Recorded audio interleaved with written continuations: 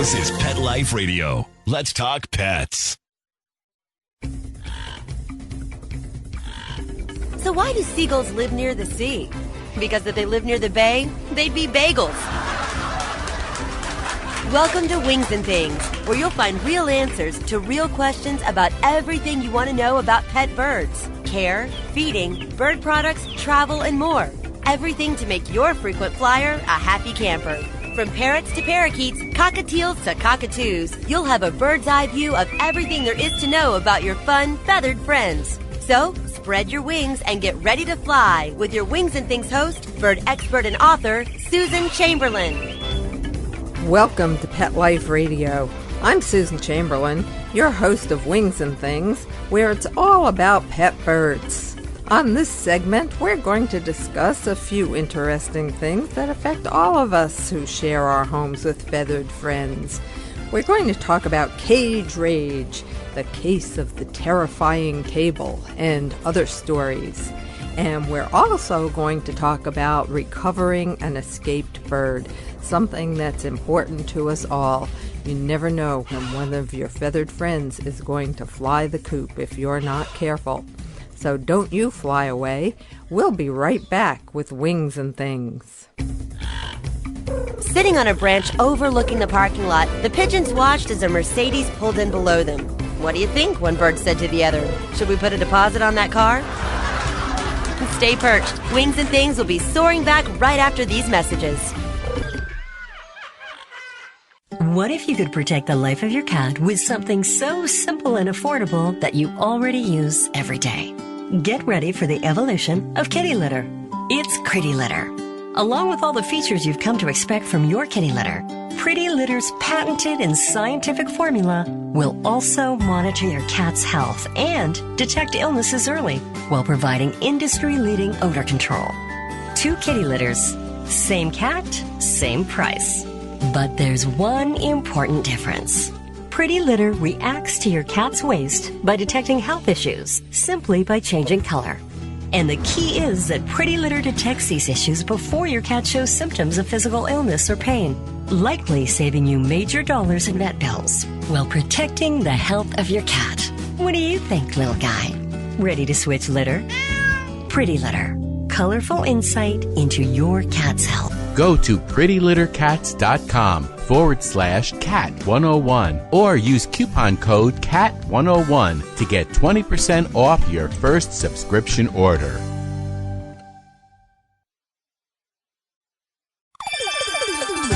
Let's Talk Pets on PetLifeRadio.com. A Frenchman walks into a bar with a parrot on his shoulder. The bartender asks, "Where did you get that thing?" The parrot replies, "In France. There are millions of them." Don't have a canary. Wings and Things is back with more great words on birds with your host, Susan Chamberlain. Welcome back to Wings and Things and Cage Rage. What if your bird is absolutely out of sorts? You know, Romez, my double yellow-headed Amazon parrot, would not be pacified one day. "Ma! Ma!" he kept calling me. "What the heck is that?" my neighbor asked. "There must be a little kid lost in the woods." "No," I said, "it's just my parrot. He hates his cage." Romez had recently moved into my home and was housed temporarily in his travel cage. It had a solid plastic dome-style top, and he was frustrated in his attempts to enjoy his favorite pastime, swinging to and fro and hanging upside down from the top of his cage. There were no bars to grip, only this smooth, impervious top, and he was one angry Polly. Cracker, my female double yellowhead, resembled an enraged pine cone when she was forced to spend some time in a long, low cage while we were in the process of moving to a new home. Bogart, the red lord Amazon, shrank in fear from a black painted cage, and Shorty, my female Senegal parrot, had rubbed the crown of her head raw on the bars of her first cage. Kelly, the orange-winged Amazon, squawked loudly and climbed frantically in continuous circles. What is going on here? Well, we had several typical cases of what I call cage rage. What if your bird's at war with his cage? I just spent a fortune on this cage, and my bird hates it. Before you dump the cage, take a good look at the surrounding area. In Kelly's case, a new table placed in her line of vision was causing the neurotic climbing. Even tame, domestically bred pet birds have a primal need for protective shelter. My Senegal parrot, an import, was exhibiting signs of stress when she chafed herself bald 16 years ago. It wasn't the cage that upset her. It was the lack of a place to hide inside the cage. I covered about a quarter of the cage with a dark-colored cloth, and Shorty began to settle down. When the in-home quarantine period was over, I gradually introduced her to my male Senegal and eventually moved her in with him. Today the birds seek shelter inside their nest box or in a little fabric happy hut inside their cage. Where is your bird's cage located? If it's exposed on all sides, birds will feel vulnerable. Promote a sense of security by locating the cage against a wall or near a corner of the room. Your bird sees things you might miss. It took me 2 days to discover the cause of their distress when my birds were terrorized by the sight of a kite hung up in power lines 2 blocks away. Skylights or other large expanses of glass may provide a view of circling hawks or other predators. Move the cage to a more sheltered location or use a cover on part of the cage to provide a hiding place. The higher they are, the safer they feel. At low elevations, household birds are easy prey for critters and children. Cracker probably felt defenseless in a low cage. Once her head was as high as mine, her anger abated, and she regained her usual air of superiority. Birds also like familiar things. Bogart had been housed in a white cage for years. When I attempted to substitute a black one, he rebelled. He's so observant he even notices when I change my nail polish. And incidentally, if it's hot pink, I better watch out because he hates hot pink and he will chase anything hot pink right down. There was an easy solution in Bogart's cage. I returned him to the white cage, and I gave Romez, who didn't have the same hang-ups Bogart's did, to the black one. If your bird's new cage is a different color than his present one, place it where he can see it for several days before attempting to move him inside. Install some familiar playthings inside the new bird home, and allow your bird to explore it inside and out before moving him in permanently. Sometimes it's smart to just give up. Gray Cheek parakeet owner Elise did everything right. She introduced little Emerald gradually to a beautiful new cage and furnished it with his favorite things. And then she settled down to a month of pure torture. He screamed his head off all day long, Elise said. A friend suggested maybe he hates his cage. And sure enough, I fixed his old decrepit cage with twist ties, put him back inside, and he was quiet and happy again. You know, there's no place like home, tweet home. Try to think like a bird. Are the perches convenient to the feeders? Is there a swing or high perch where the bird can roost at night? Is there a mirror or other shiny object within sight of the cage? Your bird may be disturbed by the changing reflections. Do passing cars cause scary shadows in the room at night? A nightlight will help your bird find its way back to the perch in the event of a night fright. Can your bird indulge in her favorite pastimes inside the new cage? When Romez was unable to hang upside down from cage bars, he was miserable. After I took him out of the cage with a solid top and gave him one with bars across the top, peace and tranquility were restored. So the answer is, yes, you can change cage rage to cage contentment. Just think about your bird, think what your bird wants and needs, think about what might be scary. You know, you have to look around and see what's in the environment, see what might have changed. And, you know, not only might the cage be beautiful and pleasing to you, but it just might not be practical for your bird. So those are things to think about when you're selecting a new cage or even when you're moving the furniture in your house. A lot of birds hate change. Some, like my Amazons, kind of love it, though. If I get something new, they're there, like trying to find out just what that is. Well, we're about ready to start on our second topic. We're going to talk about recovering escaped birds. You know, I can't imagine a more helpless feeling than watching your birds soar skyward. Police, fire departments, and utility companies have other priorities, and in most municipalities, they won't be able to help you if your bird escapes. However, there are many things you can do to prepare for and cope with a possible avian escape. One of the most important things you can do is to plan ahead. Record your bird's band number exactly as it appears on the band. This will help you prove ownership if a stranger finds your bird. Make an audio tape of your bird's voice. In areas where people keep birds outdoors, escapees often turn up near aviaries, attracted by the calls of the birds inside. Your bird will respond to its own voice, that of his mate, or another bird of the same species. Photograph your bird for possible lost posters and for identification purposes if a stranger finds your pet. Train your bird to eat treats from the palm of your hand. This may help lure him down from a tree or rooftop. Teach your bird to step up onto a stick or pole. Use a perch at first, then a progressively longer stick or pole. Many escaped birds could be rescued if they'd only step from a tree branch onto a pro-offered stick. But amazingly, most of them have never been stick-trained, and they're afraid of this long thing poking at them. Assemble a rescue kit. Include a bird net, pillowcase. You're going to need something to put the escaped bird in, and you're not going to be able to carry a carrier up on a ladder. So a pillowcase works great. Your cellular phone, the audio tape of your bird's vocals and a little portable tape player, binoculars, a small cage or a carrier, and a long perch or a pole, and your bird's favorite treats. List the phone numbers of local bird clubs. Some, like the Long Island Parrot Society, will refer you to people who help rescue escaped birds. Include animal rescue organizations and anyone else to call for help if your bird escapes. Tape this list to your cellular phone. Now the rescue itself. If your bird escapes, keep him in sight and don't panic.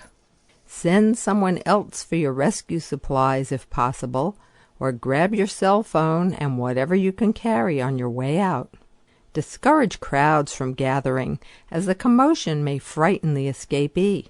Follow your bird, but do not scream, wave your arms, or run around wildly. Approach slowly if he lights within possible reach. Speak softly, extending your hand or a stick toward him. Place a bird cage on a roof, a deck, or anywhere where your bird can see it. If he is in a tree, place the cage on a table beneath the tree. Bend a branch down toward the cage so he can climb down to it. Use a decoy. Bring your bird's mate, companion, or another bird of the same species safely in a cage to the area. Make a big fuss over the other bird. Your pet may be so overcome with jealousy that he'll come right to you. Play the audio tape of your bird's own voice on that battery-operated tape player. Don't attempt to roust your bird from its roost after dark. You'll be unable to find him if he flies away. Remain nearby if possible, or note his position and return before daybreak. Call softly and offer some food. Hunger may lure him down. Play that audio tape again. Should you climb the tree yourself? Rescues have been effected when owners or rescue volunteers climbed trees and lured or plucked errant birds from the branches. Others have been thwarted with birds taking flight just as they were within inches of capture.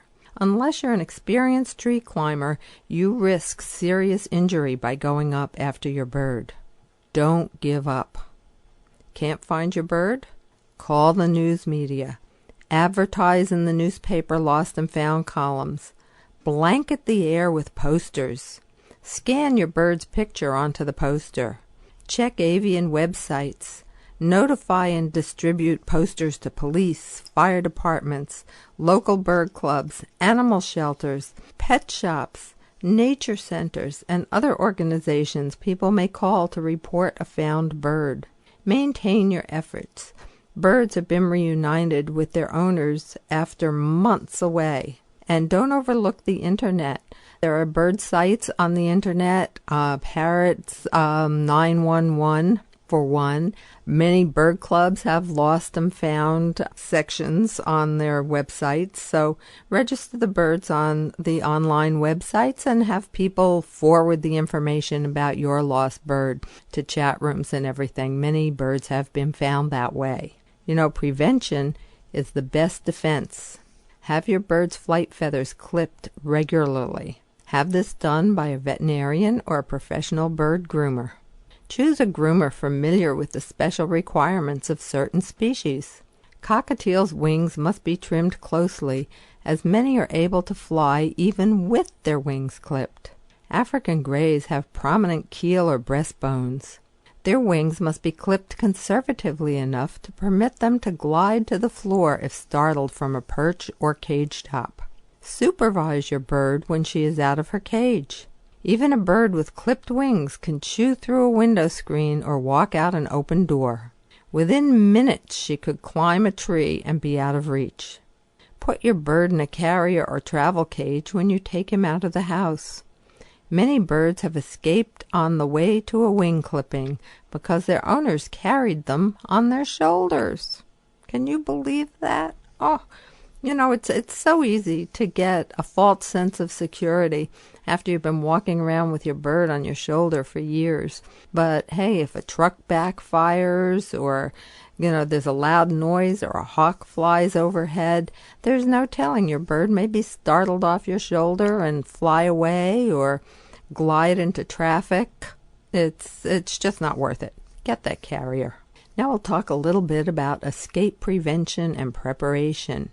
You know, years ago, when most people's birds were imported from the wild, there was a little chance of ever recovering an escapee. Those were basically wild birds, and once they were gone, they were gone.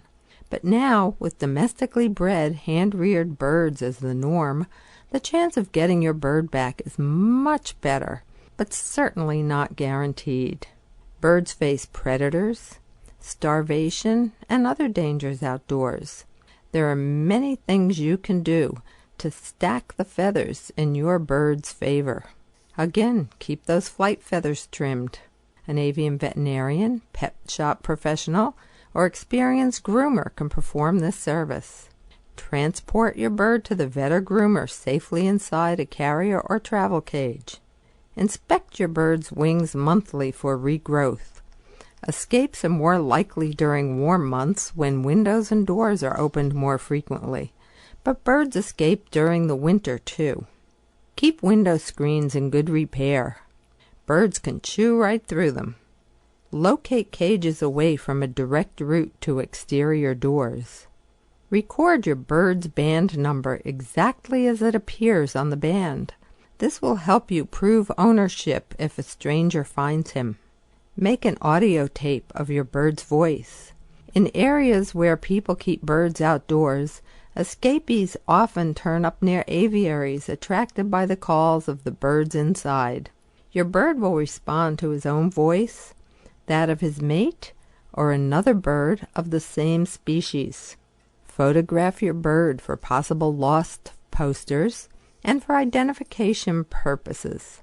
Did you know that the black lines on a blue and gold macaw's face are made up of tiny little black feathers, and those patterns are as distinctive as fingerprints?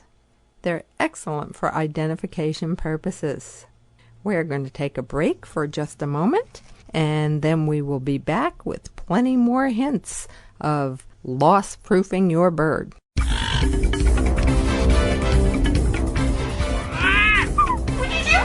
Stay perched. Wings and Things will be soaring back right after these messages. Put on a perfectly possum pet party. Having an awesome birthday or adoption day celebration for your four-legged pet, great memories and Instagram-worthy photos. They're available in 2 colorful themes, tropical and fireman. It's a dog's life. Celebrate it with Molly and Bandit Pet Party at mollyandbanditpetparty.com/petlife. Let's Talk Pets on PetLifeRadio.com. A Frenchman walks into a bar with a parrot on his shoulder. The bartender asks, "Where did you get that thing?" The parrot replies, "In France. There are millions of them." Don't have a canary. Wings and Things is back with more great words on birds with your host, Susan Chamberlain. Hi, this is Susan Chamberlain. We're back on Wings and Things on PetLifeRadio.com. And we're talking about loss-proofing your bird, loss prevention, keeping your bird from flying the coop, and what to do if it does. We're still talking about some hints for loss prevention and preparation. So the last one we talked about was having your bird photographed for possible identification purposes. And there's another great way to identify your bird. Have your bird microchipped. Ask your avian veterinarian for specific advice on this procedure. It just involves injecting a tiny little transponder, or it's a microchip with information on it. It's about the size of a grain of rice, and it goes in the bird's breast, right under the skin in the breast of the bird. Birds larger than cockatiel size can be microchipped. And the information on this microchip is retained by a registry. And if the bird is lost and it eventually turns up at a veterinarian's office and the veterinarian subscribes to the registry service, he can just wave this reader over the bird and find out that the bird is microchipped and who it belongs to. So ask your vet for the details. Microchipping is something that you might want to look into. It's not painful. The microchip is inserted in just about 5 seconds at most. It's very, very quick. Train your birds to eat treats from the palm of your hand. This may help lure him down from a tree or a rooftop. You know, what's your bird's favorite thing in the whole world? Is it pine nuts? Is it popcorn? Is it a little piece of cheddar cheese? You know what gets your bird coming running. With my cracker, it's cheese, any kind of cheese. If she sees cheese, she's your best friend. Establish a contact call with your bird. You say hello, the bird answers. It can be anything. It can be a certain whistle, like a woohoo, something like that. It would be something that just you and your bird know and you repeat to each other. Teach your bird to step onto a stick. That's stick again. Use a perch at first, then a progressively longer stick or pole. Many escaped birds could be rescued if they'd only step from a tree branch onto that stick. So practice with your bird and get your bird cracking there. Assemble a rescue kit. Include a bird net, the pillowcase, cellular phone, audio tape of your bird's voice and a tape player, binoculars, the small cage or carrier, and the pole. Keep a list of the phone numbers of local bird clubs, animal rescue organizations, and anyone else to call for help if your bird escapes. Okay, now we're going to talk about the rescue operation. If your bird escapes from your home, keep him in sight and don't panic. Send someone else for your rescue supplies, or grab your cell phone and whatever you can carry on your way out. Discourage the crowds from gathering. Commotion might frighten your bird. Follow your bird, again, but don't scream or run. Place the bird cage on the roof or deck. Use a decoy, and be careful not to try and rout your bird from its roost after dark. Don't give up. As we said, keep those wings clipped. Supervise your bird at all times, and especially around the holidays or any time that you're going to have a lot of company, people coming in and out of your house and coming and going. It's really very, very important and can make the difference between your bird escaping and your bird not escaping. You know, you want your bird to stay with you for a long time. My Romez, when he was in his first home, he was out in a tree in front of the house for several days. He got out and stayed up in the tree. Luckily, he didn't fly away. He just hung out up there until he finally decided that he would let his former family go up there and capture him. So I guess he just kind of gave up or decided he'd rather be with people. Well, we have a few more minutes now. We can talk about something else that's of interest to bird owners. How about fruit flies? You know, those tiny little flies that fly around your bowl of fruit or your bird's dishes. They really are pretty harmless, but they're very, very annoying. Fruit flies are tinier than gnats, and they're harder to smack than no-see-ums. But there are ways to eliminate them. The minuscule winged creatures we call fruit flies belong to the order Diptera. We most often see the variety known as the vinegar fly. They feed and breed on overripe, rotting, or fermenting fruits, hence their penchant for hanging out near our birds' fresh food sources. Fruit flies are attracted to garbage. Dispose of discarded fruit in tightly closed containers or by putting it down an in-sink garbage disposal. Wipe your kitchen counters and wash cutting boards and utensils immediately after preparing your bird's fruit and vegetables. Even a tiny bit of sticky residue will attract resident fruit flies.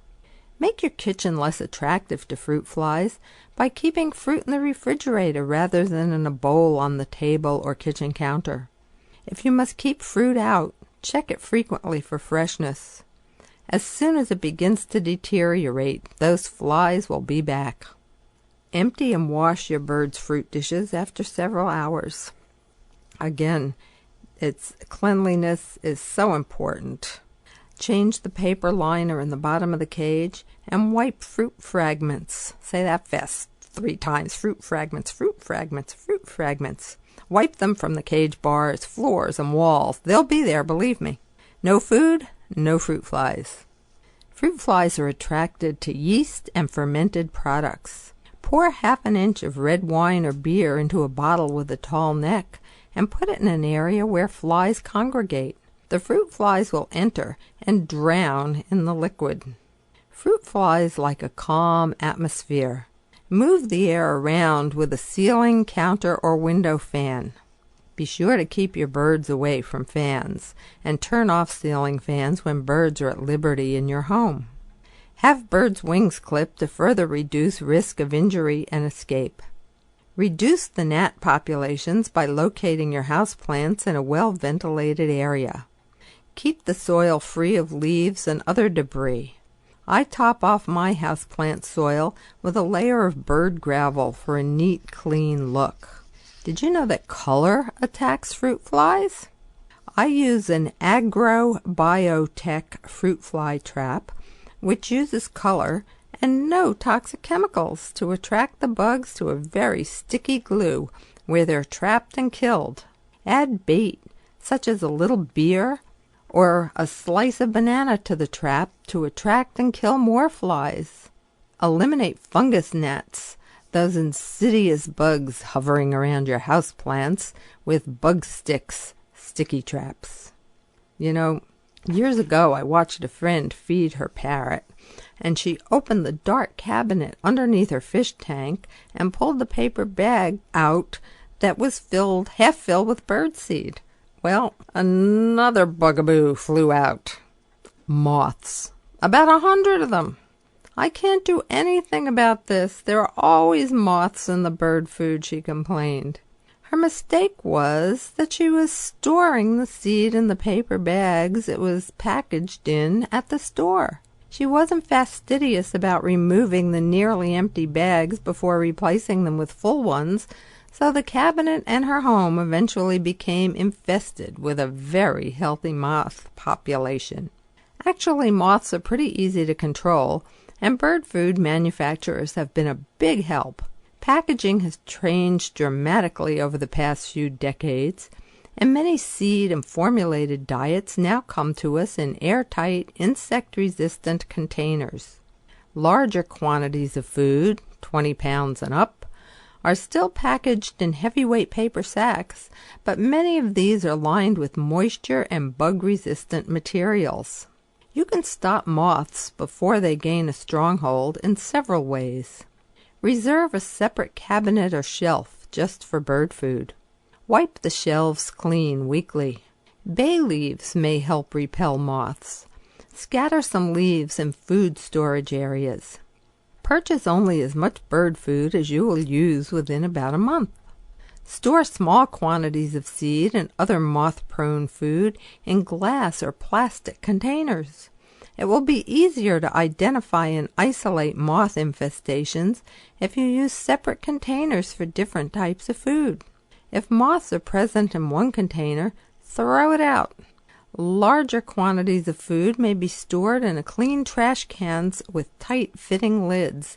I use plastic trash can for that, and it's easy to wash. It doesn't rust. There are no loose seams. It's right in there. No moths. Use all the food in the storage container before replenishing it. Wash the container before adding the new supply of food, and make sure it's thoroughly dry before you put the food in there. Keep the bird area clean. Sweep or vacuum discarded seed off the floor every single day. Check your closets, basement, and storage areas for moth infestations. Don't use mothballs. The fumes they emit may be toxic to birds, and they can make people who are sensitive to them pretty sick. I use a small electronic insect zapper as a night light near my bird's room. Because it's used indoors, it does not kill beneficial insects, yet the light attracts gnats and moths to the zapper. Never permit birds access to these or any other electrical appliances. Use pheromone lure moth traps in closets, cabinets, and near your bird's area. Don't permit your birds access to these traps. Although they're non-toxic, they are sticky. These sticky traps attract male moths via a small pheromone attractant pad inside. The traps are odor-free, and they work amazingly well. If you have moths, they'll begin disappearing within a few days. If you think you don't have moths, you'll be amazed when you see how many end up in the trap. They belong in every bird owner's pantry. What's your favorite method of getting rid of crawling insects or flying insects without using toxic chemicals? I'd really like to hear your suggestions, so email me, Susan, at PetLifeRadio.com. Also, if you have questions, email me your questions. Tell me your experiences with your own feathered friends, and I'll discuss them here on PetLifeRadio.com. Thanks for tuning in. Join us every week on Wings and Things with your host, Susan Chamberlain, and get a bird's eye view of everything there is to know about pet birds and how to make your frequent flyer a happy camper.